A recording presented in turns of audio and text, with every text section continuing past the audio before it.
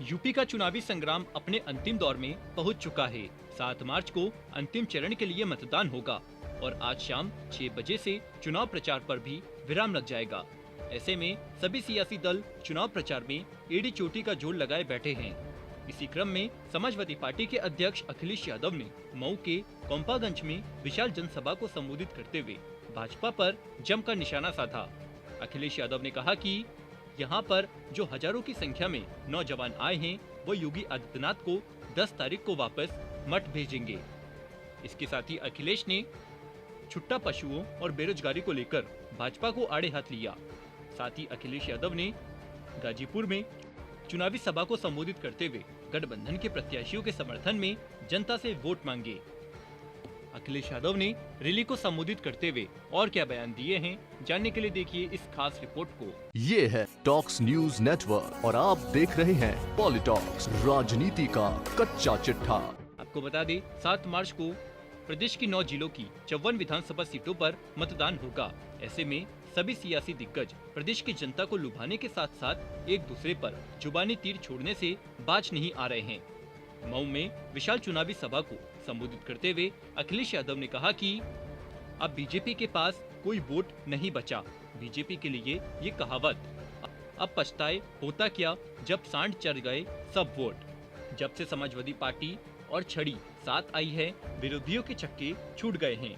PM Modi पर निशाना साधते हुए कहा कि हम लोग गंगा मैया का जल हाथ में लेकर सच बोलने की कसम खाते हैं, लेकिन भाजपा के लोग तो गंगा मैया में स्नान करने के बाद भी झूठ बोलने का काम करते हैं।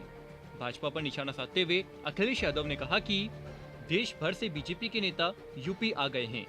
अगर इन नेताओं का आप भाषण सुनेंगे तो जो छोटे नेता है वो छोटा झूठ बोल रहे हैं, बड़े नेता बड़ा झूठ बोल रहे हैं और जो सबसे बड़े नेता है वो सबसे बड़ा झूठ बोल रहे हैं। भाजपा ने कहा कि किसानों की आय 2 गुनी होगी। क्या किसानों की आय 2 गुनी हो गई? पेट्रोल 100 के पार हो गया कि नहीं? भाजपा के लोग दोबारा आ गए तो पेट्रोल 200 रुपए लीटर बिकेगा।